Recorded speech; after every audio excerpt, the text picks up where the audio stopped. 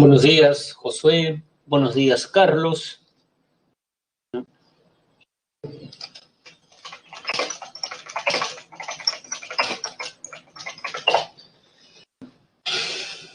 pasa con sus compañeros jóvenes? ¿Dónde está el amor por la filosofía? Por la Sofía. A ver. Muy bien. Siendo 12:10 de la tarde, podemos iniciar este curso que ya está terminando. Es más, esta es la última disciplina filosófica que vemos el día de hoy y la siguiente semana. ¿Qué es la filosofía política, jóvenes? Para saber que la nociología reflexiona sobre el conocimiento, tenemos que saber que gnosis es conocimiento. Para saber que la epistemología reflexiona sobre la ciencia, tenemos que saber que episteme es ciencia, axios es valor, ethos es costumbre. Pero en el caso de la filosofía política es mucho más sencillo, ¿no? Porque no es necesario saber griego. Sabemos que es la reflexión de los conceptos que se usan en la vida política, ¿no? Podríamos decir que la política, jóvenes, tiene que ver con la vida en común. Ustedes pueden decir, profesor, no sé si estudiar inglés o francés, ¿no? Esa es una duda que tiene uno de ustedes, ¿no? Yo no sé si darles a leer a Nietzsche a los chicos de San Marcos o que vean la película Batman, el Caballero de la Noche para interpretar la noción de verdad en la película. Entonces, siempre estamos dudando sobre ciertas cosas, pero personales, ¿no? No sé si deba seguir en esta relación, puede pensar uno de los alumnos de esta clase. Pero la filosofía política supone reflexionar sobre la vida en común. Porque vivimos en una sociedad. Y porque hay ciertos temas de los cuales debemos manifestarnos. Deben legalizar el aborto, la eutanasia. Como vivimos una vida común, necesitamos normas de convivencia, así como en una casa. Entonces lo que se espera es que todos los ciudadanos dialoguen, ¿no? ¿Están a favor o en contra del aborto? Que se escuchen y que lleguen a consensos, ¿no? Entonces, la política, digamos, supone pensar en la vida en común. ¿Por quién van a votar? Todos estarán pensando eso en esta semana, ¿no? Digamos, ¿no? Entonces, a lo peruano, ¿no? A última hora, ¿no? Estar ahí viendo, digamos, volviendo a ver, no sé, los debates o algo así, ¿no, jóvenes? Entonces, vamos a reflexionar sobre conceptos políticos.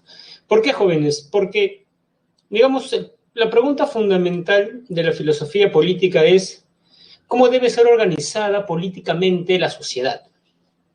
Muchos creen que la mejor forma de gobierno es la democracia. Y si uno le pregunta, ¿por qué es la democracia? Bueno, porque el poder está dividido, ¿no? Hay 3 poderes del Estado. Entonces, ¿qué es el poder? Utilizamos el poder. Bueno, porque la ciudadanía participa del poder a través de, digamos, los congresistas. Elegimos congresistas que representen nuestra voz y voto, o nuestra voz.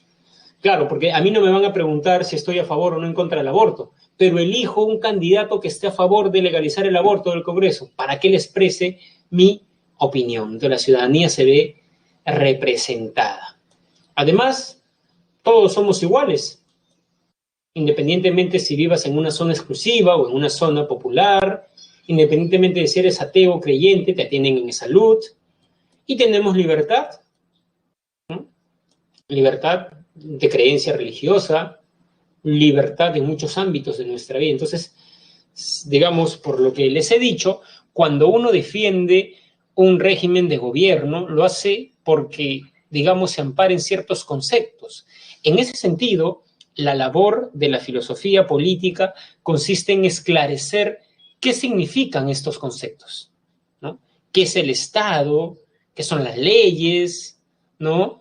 Digamos, qué es la ciudadanía, la libertad, la igualdad y la justicia. ¿Correcto?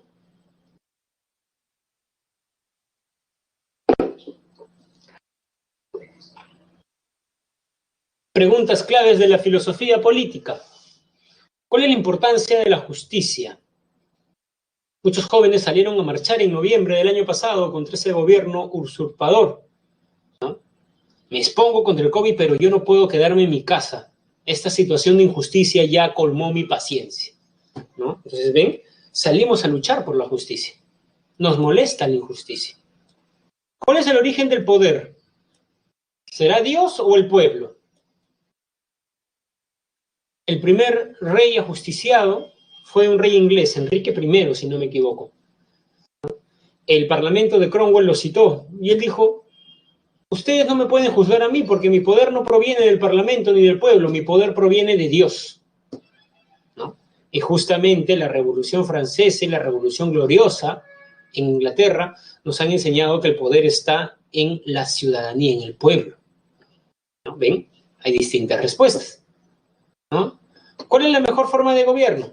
¿No? Ya vimos. ¿Cuáles son los objetivos del Estado?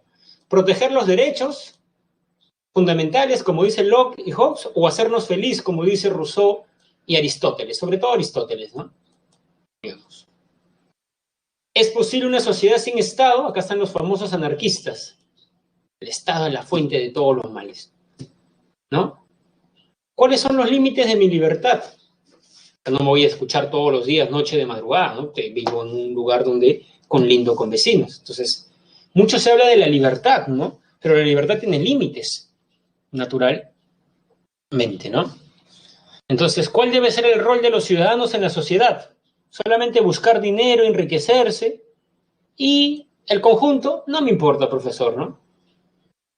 Ese famoso ciudadano que cree que la democracia es votar cada 4 años, ¿no? Y encima reniega de la política. Jóvenes, para los griegos, la palabra idiota es una palabra griega. Idiota viene, ¿no?, de, digamos, idios, sí mismo. O sea, idiota es el que está concentrado mucho en sí mismo y olvida los asuntos públicos. ¿Y por qué es un idiota? Porque los asuntos públicos determinan, ¿no? Lo que decidan en la política determina, por ejemplo, jóvenes, nuestro modo de proceder, ¿no? Yo digo, no, a mí no me interesa la política, ¿no? Y sale elegido un, digamos, presidente de derecha, ¿no? Y, digamos, me despiden y, digamos, me contratan parcialmente, ya no voy a estar en planilla. Entonces, esa es una actitud, para un griego, de un idiota, ¿no? El que cree que estar, ¿no?, pensando solamente en sí mismo, porque las reglas de juego las ponen quienes están atentos en la política, ¿no, jóvenes? Entonces, digamos, tenemos un rol, ¿no?, como ciudadanos, de vigilar la democracia. Claro, obviamente hay una crisis de la ciudadanía en el mundo, ojo, en el mundo, la mayoría de personas no se interesa en la política, digamos, ¿no? Es tanto la corrupción que vemos que, digamos, no tenemos mucha esperanza en ella, ¿no, jóvenes? Muy bien. Entonces veamos cómo han entendido los titanes del pensamiento las formas de gobierno y conceptos concomitantes a la filosofía política. Para Platón, recordarán ustedes en la alegoría del carro alado, el alma tiene 3 partes: racional, alma irascible y alma concupiscible, ¿no? Tiene, digamos, 3 partes, ¿no? ¿Qué parte debe gobernar a todo el alma según Platón?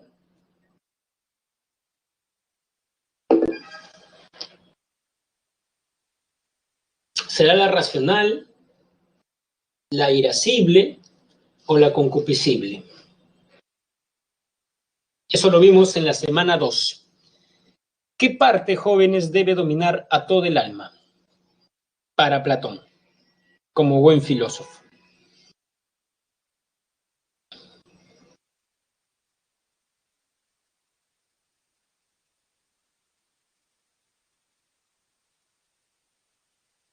¿Cuál es la respuesta, jóvenes? A ver, 30 y tantos alumnos en el salón y nadie recuerda para Platón qué parte del alma debe gobernar a todo el alma. ¿Cuál creen? A ver, al menos den sus respuestas.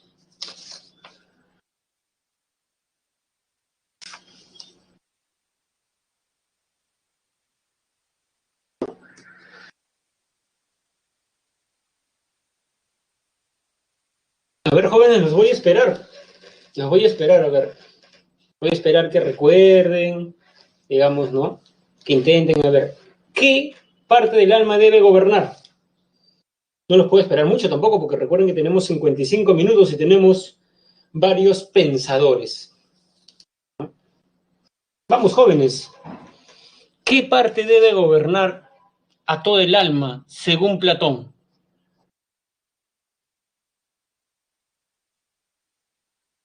Ajá, jóvenes, disculpen. Lo que pasa es que había puesto en el chat con su tutora y no veía nada. Y veo que ahora, cuando cambio al chat público, sí, yo dije, claro, sí, jóvenes, ya me está. Y decía, ¿qué pasa con este salón? Decía yo. Muy bien, jóvenes, así es. La racional. Disculpen, jóvenes, por dudar de, digamos, su amor por la filosofía, ¿no? Aquí sí comentamos, pero ayer en economía ni un solo comentario. ¿Por qué, jóvenes? Yo ya me sentía como el profesor de economía. Dice, ¿por qué nadie me responde? ¿Qué pasa acá? Muy bien, jóvenes, ¿no? Así es, el alma racional. Lo que pasa es que para Platón, la sociedad también tiene un alma, ¿no? La sociedad también tiene un alma. Entonces, la parte racional del alma de la sociedad son los filósofos, la parte irascible son los guerreros y la parte concupiscible es el pueblo. Así como ustedes me han respondido que, digamos, la parte racional debe gobernar el alma individual, los filósofos deben gobernar el alma social. ¿Por qué? Porque el filósofo es una persona virtuosa, es una persona que se domina a sí mismo, se gobierna a sí mismo, no se deja llevar por su ira o no se deja llevar por sus deseos y por eso puede gobernar a la ciudad. ¿Por qué no el pueblo, profesor? Para Platón el pueblo se deja llevar por opiniones, están en la caverna. Platón dice que la democracia es el gobierno del populacho, de los ignorantes. En las últimas elecciones, por ejemplo, jóvenes, Barnechea iba subiendo bien y de pronto no quiso comer chicharrones. La gente dijo, no, no voy a votar por él. ¿Por qué? Porque no quiso comer chicharrones. O sea, ese es un argumento. Miren cómo cambia la opinión, ¿no? Jóvenes, ¿no? Forsyth estaba, ¿no? Deja la, digamos, alcaldía de la Victoria pensando, y ahora va, ya no es Forsyth, sube Pedro del Castillo. O sea, son cosas bastante, ¿no? Digamos, ¿no? López Aliaga, a pesar de que en el debate le fue mal, muy mal, ¿no? Ni Acuña, digamos. Hay un famoso meme, ¿no? Acuña dice, yo digo tonterías, pero no leyendo, dice, ¿no? Entonces, bueno, ¿no? Entonces, sí, pues jóvenes. Entonces, ahora, Platón pone un ejemplo interesante en la República que se los comparto. Imagínense que hay un debate presidencial y está un golosinero y un médico. Y el médico te dice, vamos a cortar esta mano o este dedo, porque tienes una gangrena para que no pierdas toda la mano, vas a comer sano, ya no vas a comer chatarra, vas a hacer deporte, cuanto menos 3 veces a la semana. Y el golosinero viene y te dice, mira, te quiere hacer comer sano, te quiere cortar. No, yo no te voy a cortar nada, vas a comer la comida que quieras, si quieres todo el fin de semana viendo series en Netflix, no hagas deporte. Platón dice, ¿por quién votaría el pueblo? ¿Por el golosinero o por el médico?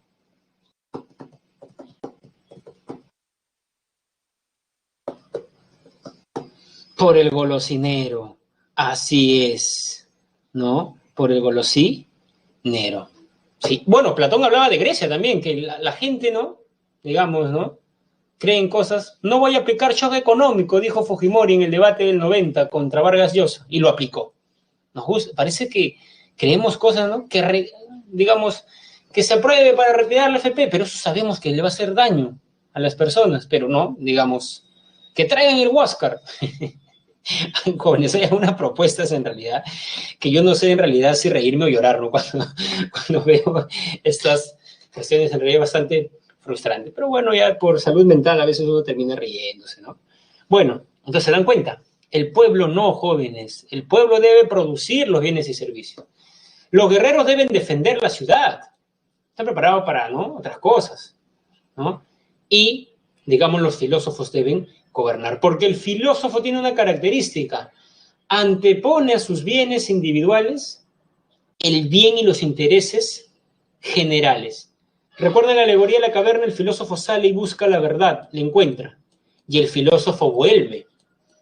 O sea, Imagínense, si estuviera pensando en él, se queda afuera dando clases en la universidad, leyendo tranquilo. ¿Qué me voy a meter en la junta vecinal a estarme peleando con, ¿no? Personas que no tienen argumento? Pero el filósofo vuelve, ¿no? Entonces, por amor a la comunidad, podríamos decir, por más que lo pueden matar, ¿no? Como ocurrió con Sócrates. Muy bien. Ya en la vejez, Platón cambia esto, jóvenes, ¿no? Platón cambia y cree que en realidad no podemos basarnos en una persona, sino en las leyes y en las instituciones. Y en su diálogo Las leyes, Platón llega a decir que el filósofo no debe gobernar, sino debe asesorar a quien gobierna. ¿Correcto? Aristóteles decía que el hombre es un animal político, vive en una polis, ¿no? Y necesita de una polis para satisfacer sus necesidades. Profesor, tomé de desayuno maca con 2 panes con palta. ¿Sembraron la maca que comieron? ¿Sembraron la palta que comieron? ¿Hicieron el pan que comieron? No. Necesitamos de la sociedad. Y como vivimos en sociedad, necesitamos ponernos de acuerdo en torno a ciertos temas que nos interesan a todos. ¿Se debe enseñar educación sexual en los colegios? Por citar un caso. ¿No? ¿El ingreso a la universidad debe ser libre o debe haber un examen de admisión? ¿No? Eso también es una pregunta que supone, ¿no? Entonces tenemos muchas preguntas que no. Entonces necesitamos ¿qué? Polis, político, vive en una comunidad. Necesitamos encontrarnos con personas que piensan diferente a nosotros. ¿Recuerdan qué filósofo estaba en contra del aborto? ¿No? Lo vimos. Ahora sí estoy viendo el chat y nadie me responde.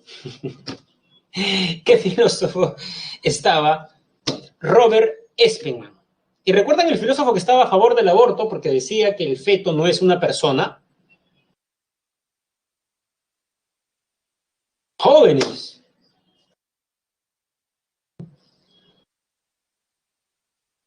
Así es, ¿no?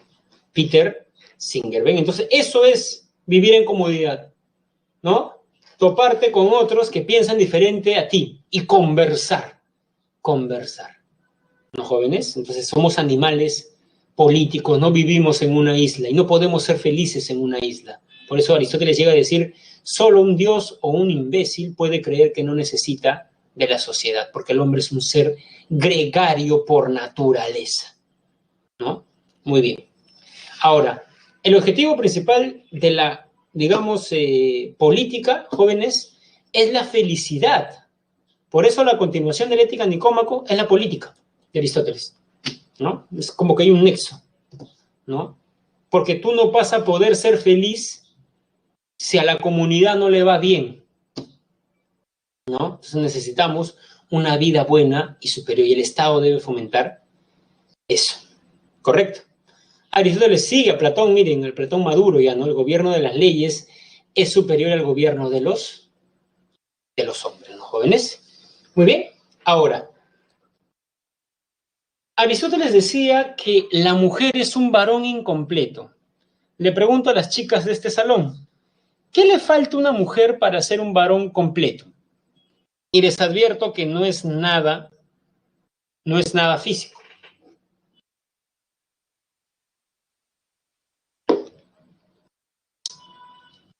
La mujer es un varón incompleto. ¿Qué le falta?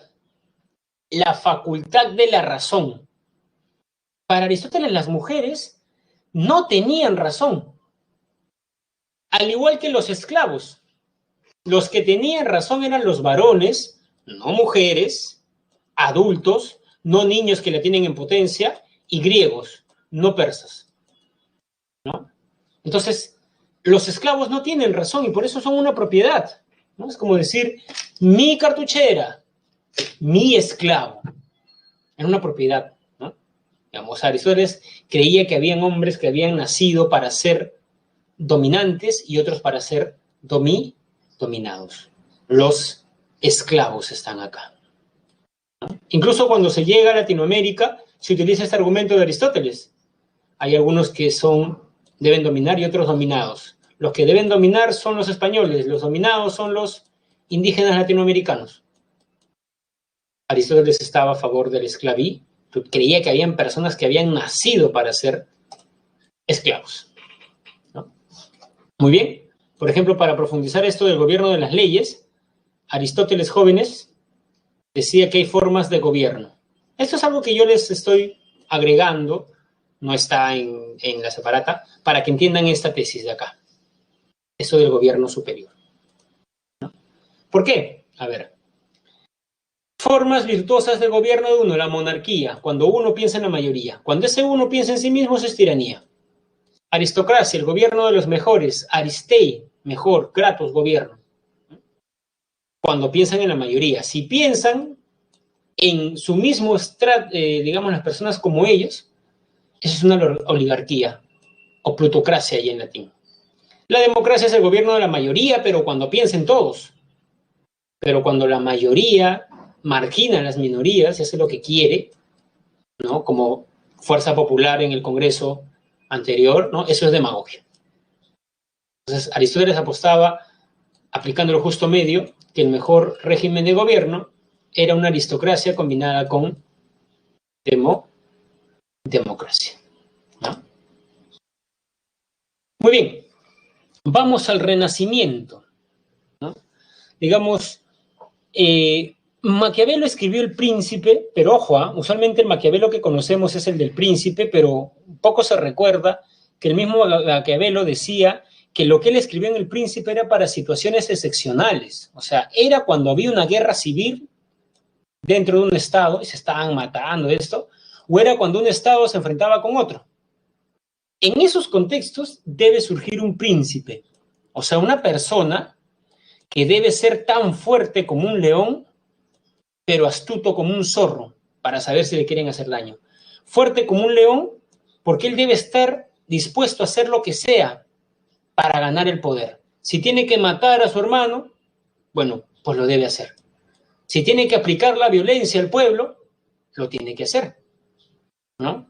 Entonces, Maquiavelo dice que entre ser temido y amado, tú debes elegir ser temido, porque quien te ama, cuando se le quite el amor, te puede hacer daño, pero quien te tiene miedo siempre, decía Maquiavelo. Entonces, si el príncipe tiene que matar al otro líder, tiene que engañarlo, decirle, vamos a conversar, le hace una coartada y lo mata, tiene que hacerlo. Si tiene que cambiar las leyes, las tiene que hacer. Esta famosa frase, el fin justifica los medios, que no está además en El Príncipe, sino que es algo que dicen muchos que escribió Napoleón después de leer este libro, ¿no? Entonces, ese es el Maquiavelo que conocemos, incluso decimos, eres un maquiavélico, estás dispuesto a cosas inmorales para lograr tus fines, ¿no? Ya, pero ese es un Maquiavelo. Pues miren, la concentración del poder en uno solo.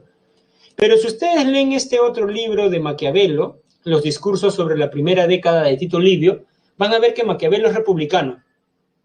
O sea, en situaciones normales, estas son situaciones de guerra civil, ¿no? Necesitamos, jóvenes, ¿no?, una república. Mientras en la primera etapa, podríamos decir, Maquiavelo señala que el príncipe puede cambiar las leyes, puede cerrar el Congreso, puede cambiar la Constitución y plantear, digamos, reelección. En la República no. Las leyes deben bloquear la tiranía, ¿no?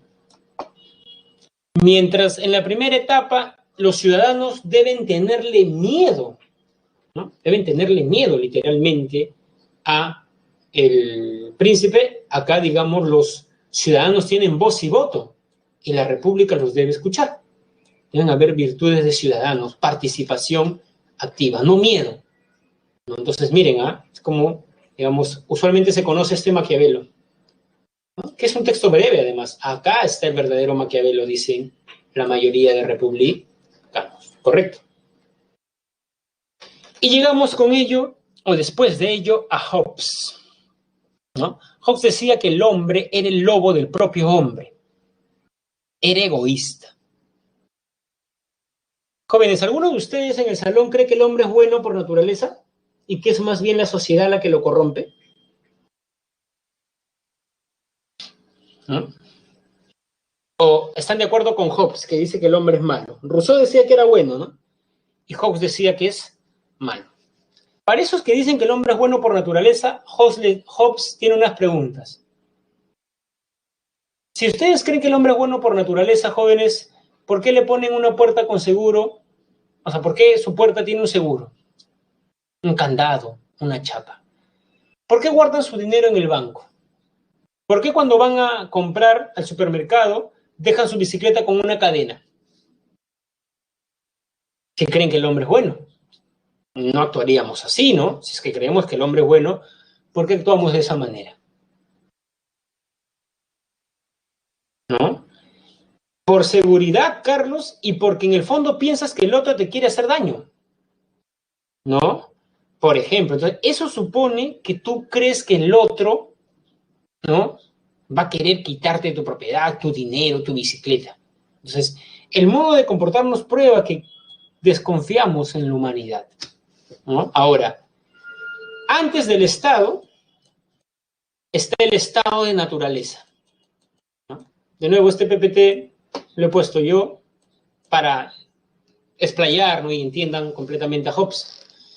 En el estado de naturaleza están los hombres. Es la guerra de todos contra todos. Como el hombre es el lobo del propio hombre, ¿no? Digamos, no hay comida en su huerto, invade el huerto del otro, lo encuentra la familia, lo mata, viene la familia del asesinado y comienzan estos crímenes de sangre, de familia, de venganza.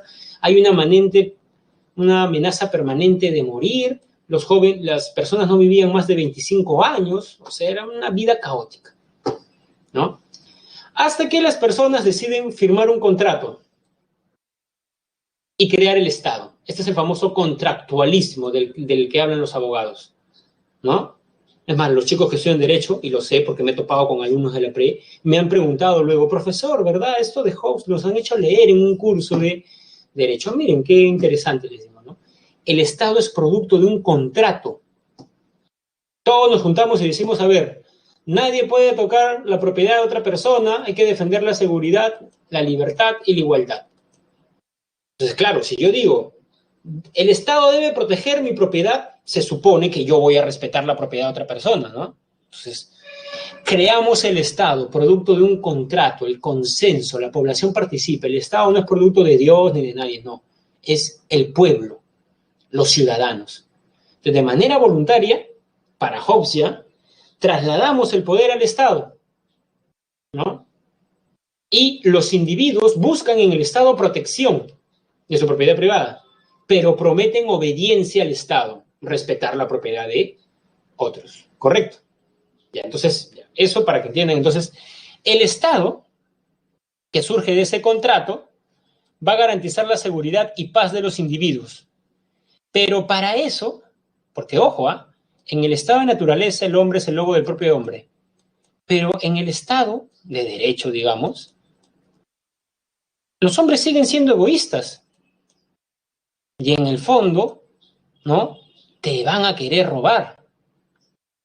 Pero no lo hacen no porque no quieran, sino que no lo hacen porque sabe que hay un Estado fuerte, ¿no? Que te puede meter a prisión 10 años por robar, ¿no? Entonces, debe tener poder el Estado. Debe, digamos, como dice Locke, ¿no? Detrás de la ley está la espada. O sea, pobre que no hagas caso con la ley. O sea, un sistema punitivo, un sistema judicial, ¿no? ¿Qué pasa cuando el poder del Estado, o sea, el Estado no da miedo cuando transgrede la ley? Lo que pasa en el Perú, ¿no? Sales a caminar 10 de la noche, el policía pasa, ¿no? No te dice nada. Entonces la gente, ¿no? En cambio, a ver, imagínense que alguien salga y lo llevan, multa 400 soles, 3 días en la carceleta y demandado, digamos, por el Estado. Un amigo nos cuente eso, ya no salimos, ¿no? Pero de pronto, oye, no hay que salir. Hay que salir, si no nos dicen nada.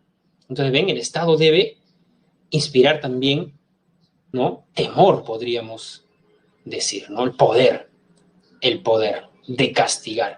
Y por eso es mejor que todo el poder se concentre, ¿no? En un, digamos, debe haber una fuente de poder. ¿Por qué? Si no, ¿qué ocurre? De pronto tenemos un presidente, ¿no? Que quiere poner mano dura, ¿no? Pena de muerte para los corruptos, ¿no? Dice, es una propuesta de gobierno, ¿no? Pero de pronto el poder legislativo, los congresistas dicen no, porque eso implica salirnos de la corte, tal. Entonces, el poder ejecutivo tiene que lidiar. Pero si él fuera los tres poderes, él lo dice y lo aplica. Entonces, ¿no?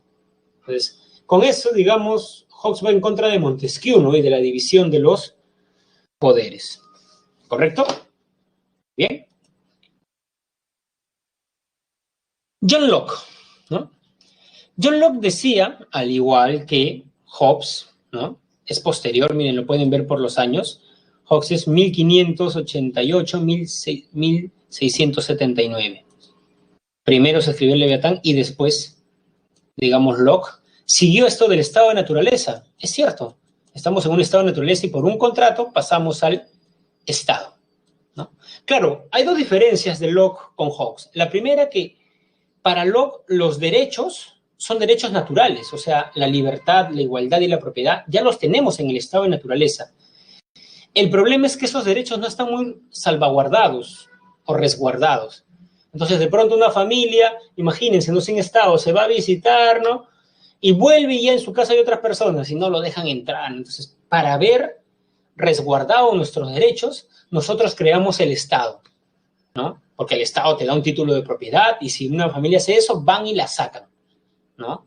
Entonces, digamos, el Estado, digamos, salvaguarda mejor nuestros derechos naturales. La vida, la libertad y la propiedad privada, ¿no? Ahora, esto no quiere decir que el Estado posee un poder absoluto, como decía Hobbes, ¿no? Porque el Estado, o el poder legislativo, se encuentra limitado, o el ejecutivo se encuentra limitado por el poder legislativo, ¿no? Claro, el poder legislativo representa mis intereses. Por ejemplo, yo estoy a favor de la unión civil y por eso voy a votar por una congresista de Juntos por el Perú, Gaela, ¿no? Es una transexual, no sé si saben de ella, ¿no? He escuchado su historia, he leído un par de cosas de ella y me parece muy conmovedora lo que ella cuenta, por ejemplo, ¿no? Cuenta que cuando terminó la universidad en Ica, la universidad le pedía que se presente como varón y no le dieron su título de abogado. Ya, pues eso es algo injusto, jóvenes. Entonces, como yo tengo esa idea, pero yo no voy a estar en el Congreso, elijo a alguien que va a defender lo que yo creo. Equidad para las minorías sexuales, ¿no? Quiero que le aumenten a los profesores el sueldo. Ya, elijo, también hay uno de Juntos por el Perú, ¿no? Digamos esto, ¿no? Quiero que a los artistas se llamen Manuel Chaprado. ¿Se dan cuenta? Entonces, por eso Locke es padre de la democracia representativa. Por eso, jóvenes, ¿qué quieren? Por ejemplo, en el congreso anterior, jóvenes, había un congresista que proponía ingreso libre a la universidad. No ganó, ¿no? Pero proponía eso, por ejemplo. Entonces, profesor, sí, yo quiero eso, ya. Busquen, hay también en no les voy a decir para que busquen, ya, pero hay también, entonces hay propuestas. Claro, ahí el detalle es si se podrá cumplir eso, ¿no? O sea, imagínense, ¿no? Que ingresen a San Marcos 15,000 alumnos, o sea, ¿dónde los vas a ubicar? ¿Dónde vas a sacar tantos profesores? O sea, también veamos la contrapartida, ¿no? El presupuesto de educación, ¿cuánto es, no? Entonces, claro, entonces, vean quién represente, ¿no, joven? Sí, profesora, los jóvenes nos explotan eso, ya busquen, hay personas que tienen propuesta para los jóvenes. Ellos los van a representar, porque ustedes no van a estar en el Congreso, pues, jóvenes. Yo estoy en contra del aborto, profesor, así que voy a votar por Lescano, o por un congresista de Lescano, Acción Popular, porque va a defender mi posición frente a los progresistas ahí que quieren legalizar eso, ¿no? Muy bien, no, pues ya es lo que San Marcos es enorme, ¿no? Pero igual no da abasto. Que es un problema, además, Server, que se tiene ahora, porque se sabe que, creo que esto lo dijo Acuña, ¿no? En el debate. No sé cuántos miles de personas han migrado de la educación privada a la educación pública en el colegio. Entonces, lo que dicen es que cuando salgamos de la pandemia, ¿a dónde van a ir todos esos alumnos? ¿No? Porque en los colegios no los van a poder. Entonces, ven, jóvenes, hay que también ver las propuestas y las maneras, ¿no? Porque uno puede plantear propuestas muy interesantes, ¿no? 1,500 soles de bono, eso suena bien, ¿no? No dice, imagínense una persona que gana 800 soles al mes. 1,500 soles de bono, o sea, el doble de lo que gano casi, ya. Pero la pregunta es, ¿Y dónde, no? ¿De dónde va a salir ese dinero? ¿No? Si, digamos, las arcas ya no están como el año pasado, ¿no? Entonces, jóvenes se dan cuenta. Entonces, miren, es importante no solamente el presidente, sino también el Parlamento. Ya esa es la lección histórica que debemos sacar del gobierno de Kuczynski, ¿no? Así que infórmense muy bien por sus candidatos congresales, ¿no? Porque nosotros los elegimos, ¿no? Los elegimos. Muy bien. Entonces, esa es una democracia representativa, ¿no? Representativa, ¿no, jóvenes? Muy bien. ¿Qué pasa, Leonardo? Muy bien. El Estado, en general, no debe entrometerse. Ya, bueno, además de tener una democracia representativa, jóvenes, ¿no? Debemos tener una democracia liberal. ¿Qué es el liberalismo? El liberalismo, como lo vamos a ver la siguiente semana, sostiene dos tesis. La función del Estado es salvaguardar los derechos fundamentales, vida, libertad, igualdad. Pero el Estado, por ejemplo, no se puede meter en tu concepción de vida. O sea, por ejemplo, el Estado peruano no puede venir a mi casa y decir, ¿por qué usted ha puesto Dios ha muerto en su pared?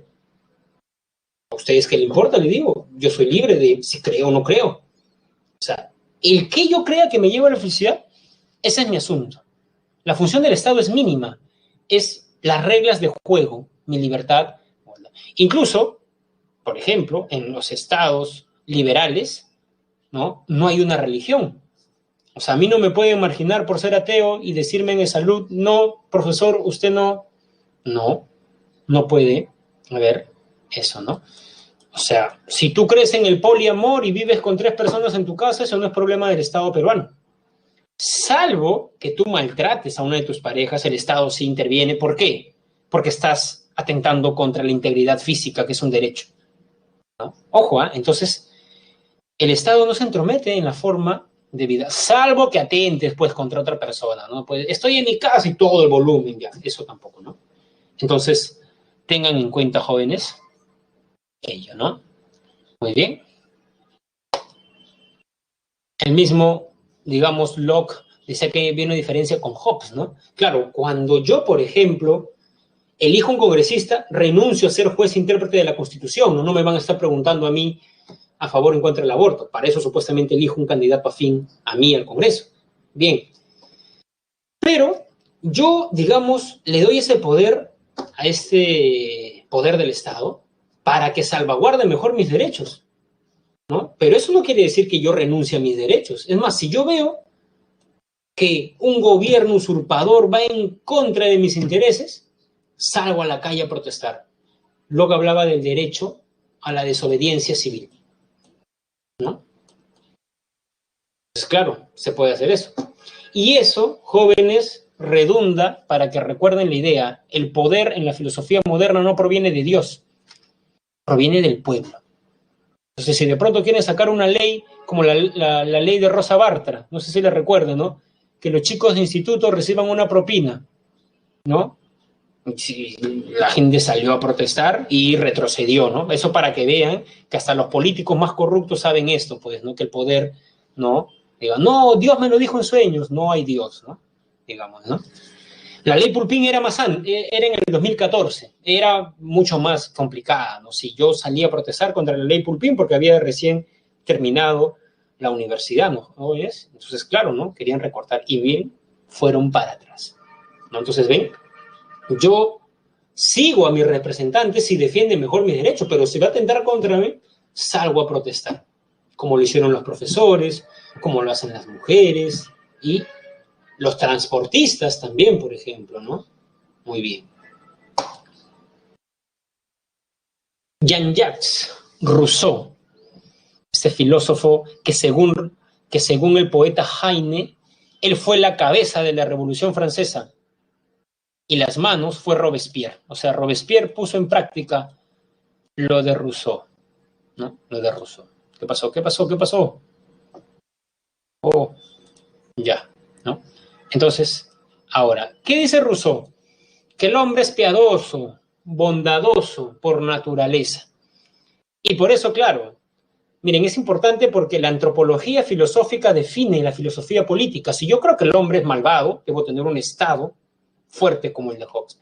Pero si yo creo que el hombre es bueno, Entonces yo puedo juntar a la sociedad para que ellos dictaminen las leyes, que es más o menos lo que piensa Rousseau, ¿no? Por eso se puede organizar políticamente la sociedad, por un contrato social, de nuevo.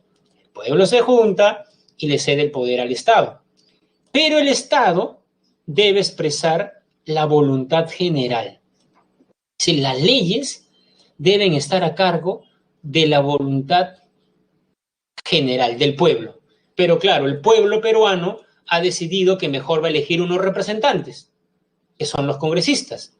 Pero eso también es una ley de la voluntad general. La voluntad general puede decir democracia directa, ya. Eso también es, jóvenes, bastante retórico, ¿no?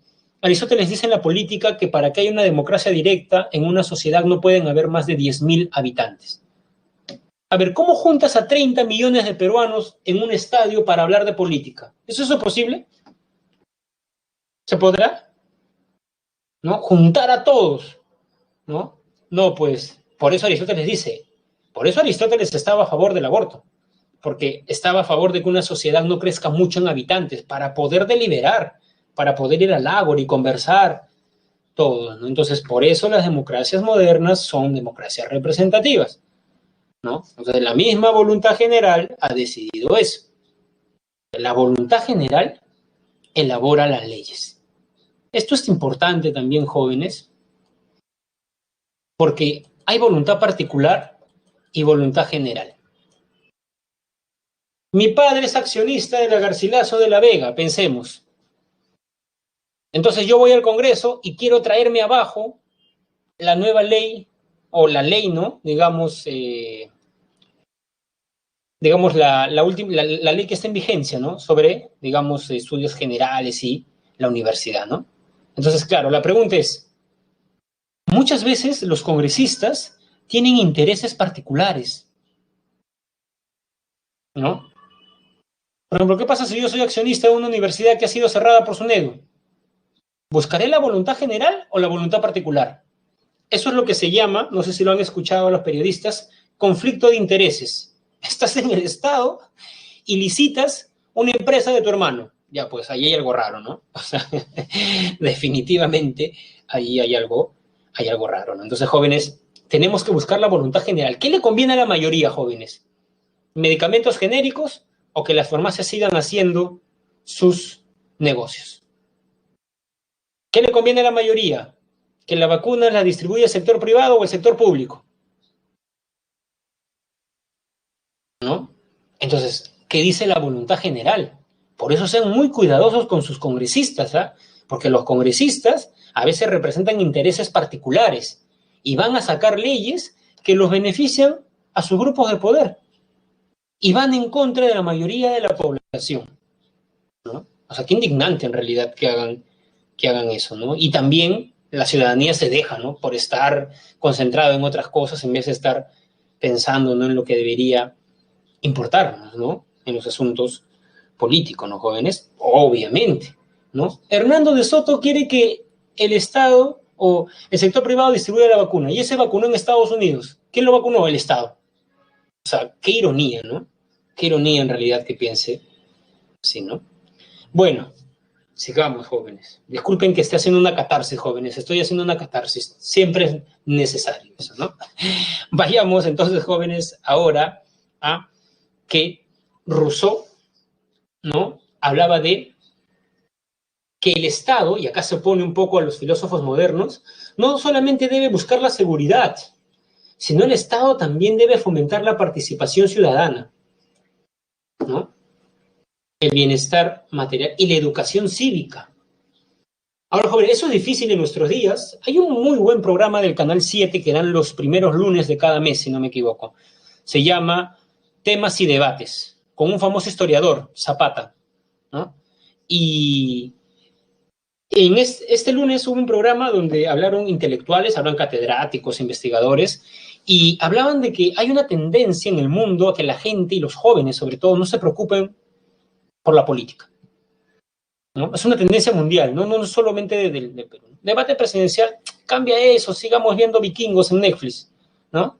Entonces, hay, digamos, una tendencia como que vemos tanta corrupción en la política que por limpieza mental y moral no lo hacemos. Pero Rousseau decía que no, que hay que hacer que los jóvenes participen, los ciudadanos.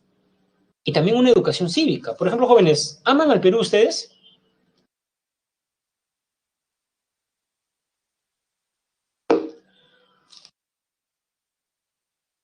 Leonardo, ¿qué pasa? ¿Otra vez? Con razón, eso de López Aliaga y no amar al Perú tiene un nexo, jóvenes, ¿ah? Muy bien, ¿no? ¿Aman al Perú o no? ¿No?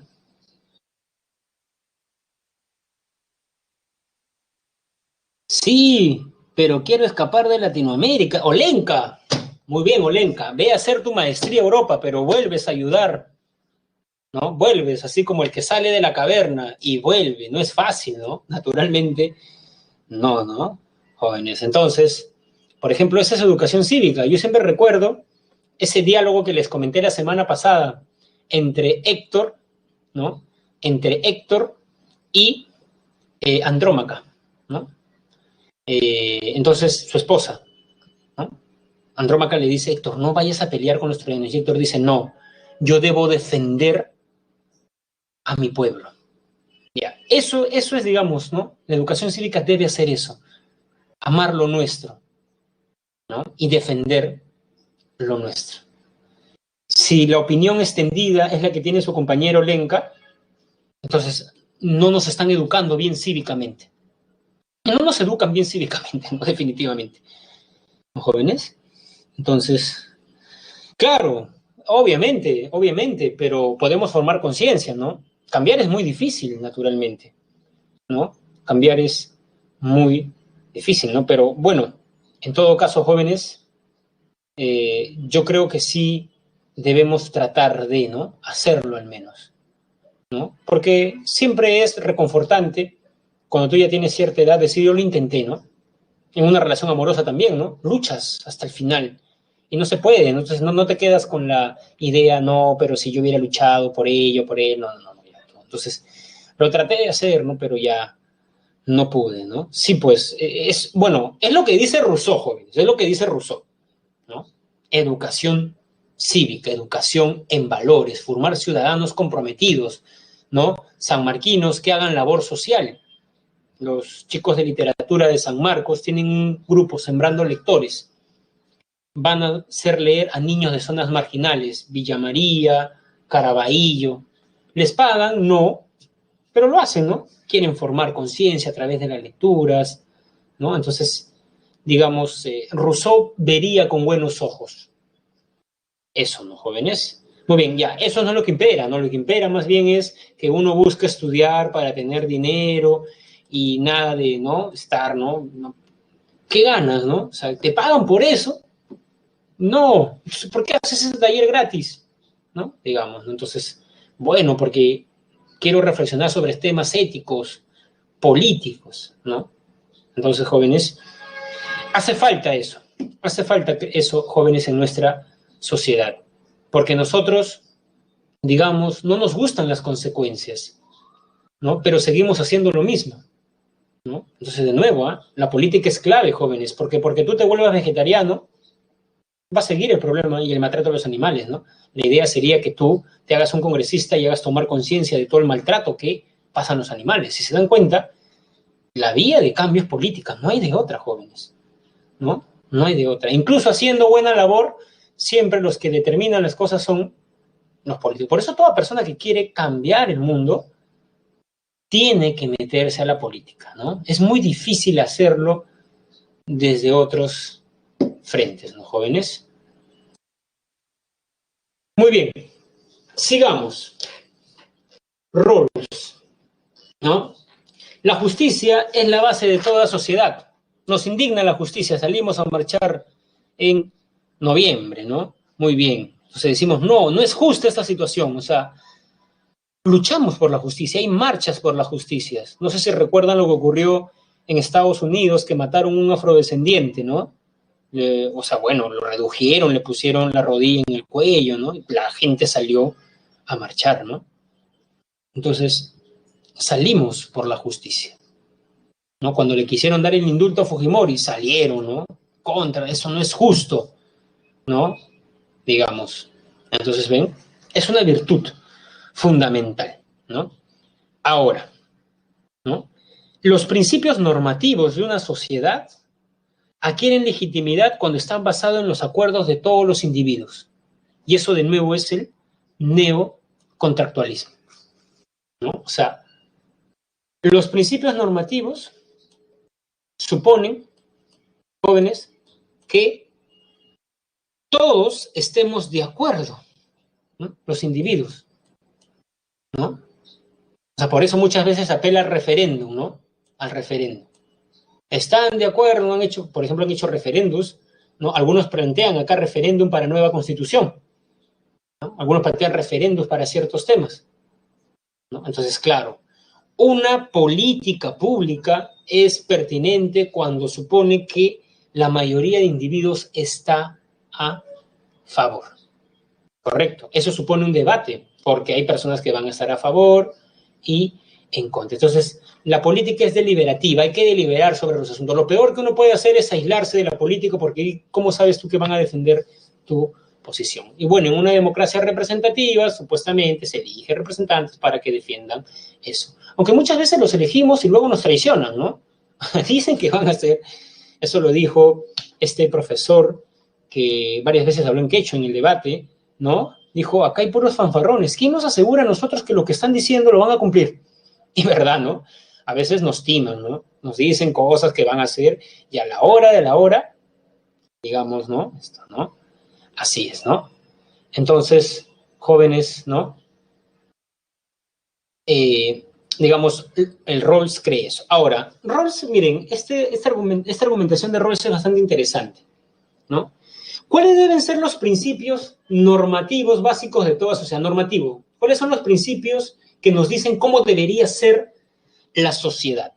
¿Saben cuál es el problema con esos jóvenes? Que como los individuos con intereses particulares pueden escoger reglas que beneficien a todos y no solo sus intereses, ¿no? Entonces, claro, como una persona que, digamos, es accionista de una universidad pública puede ser imparcial contra la SUNEDU, en contra la última ley universitaria, ¿no? Entonces, claro, lo que dice, digamos, ¿no? Rawls es que hay que suponer lo siguiente, este es un hipotético, ¿eh? El velo de ignorancia consiste en el desconocimiento de la posición que los sujetos tienen en la sociedad. Es decir, imagínate que eres un feto, un cigoto, ya, tienes 2 semanitas ya, y no sabes si vas a ser varón o mujer,